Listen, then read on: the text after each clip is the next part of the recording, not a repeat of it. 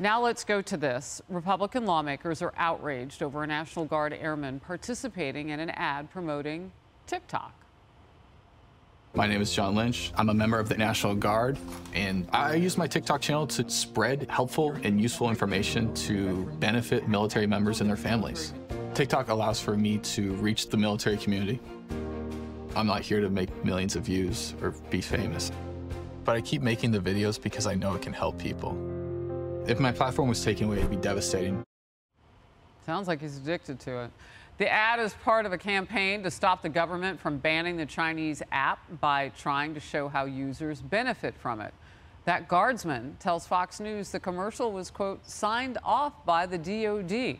The National Guard had input on the script and got to see drafts of the commercial. However, an official is also telling Fox News it does not mean the National Guard endorses TikTok.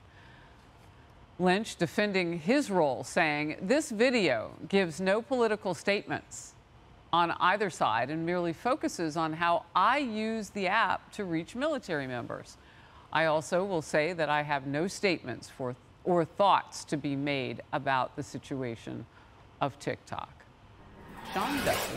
Well, first of all, he is making a statement about TikTok. He's endorsing it, so don't lie to us, number one. But number two, my daughter wrote an interesting piece for The Federalist, I think it was yesterday, saying, the problem really isn't TikTok. I get the danger of China, but American social media platforms are the real danger. They're the ones that partner and collude with the federal government. They're the ones that censor Republicans.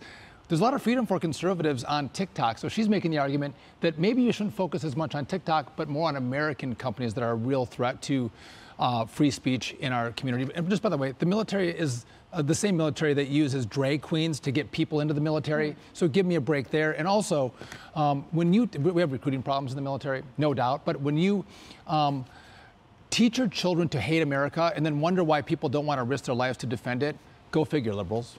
Wow. My big concern has been, Rebecca, our readiness. That's all I'm focused on. In fact, I don't care what else they do in the military. I mean, some people may feel this way about one thing.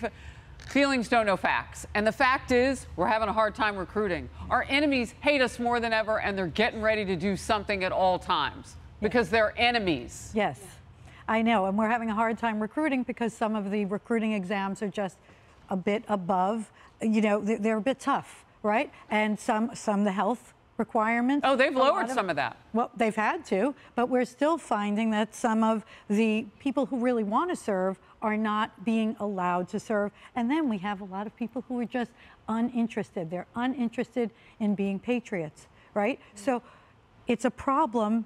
We understand the military is trying to find ways around it, but TikTok might not be the way, because we've identified that TikTok is a problematic app. We've identified that TikTok could have connection to communism and China. So maybe we need to step back and, again, have some policies in place that make some sense rather than just some willy-nilly, you know, going on TikTok and trying to attract people. It's not a policy, and it's not something well thought out. I wonder how they got to the point, I mean, the DOD, how did they get comfortable with someone spending time endorsing an app? Because I agree with you. That's what he's doing.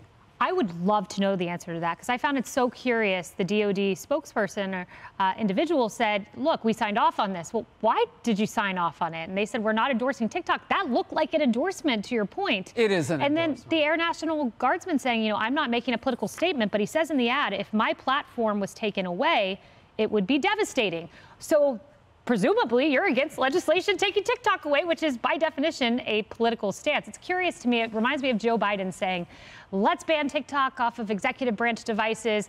Oh, wait, but I still need my army of influencers to win in 2024. So you guys can come to the White House days before the midterms. Like, that's hypocrisy, blatant. Emily. You know, when I first started as a legal analyst, my very first times on air, I was a federal attorney.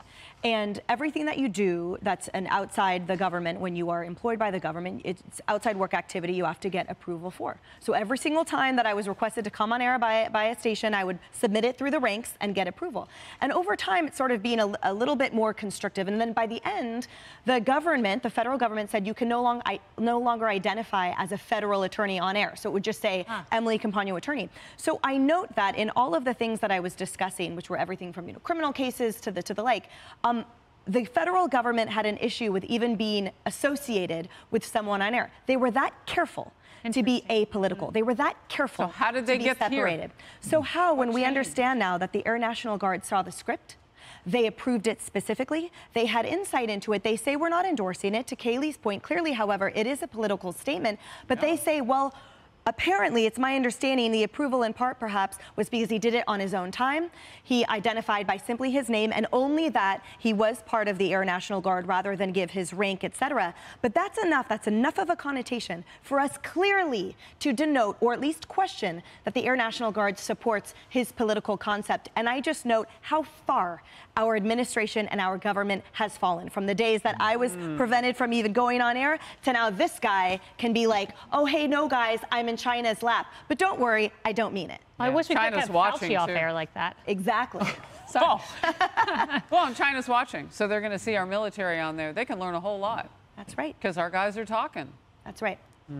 Hey everyone, I'm Emily Campagno. Catch me and my co-hosts Harris Faulkner and Kayleigh McEnany on Outnumbered every weekday at 12 p.m. Eastern, or set your DVR. Also, don't forget to subscribe to the Fox News YouTube page for daily highlights.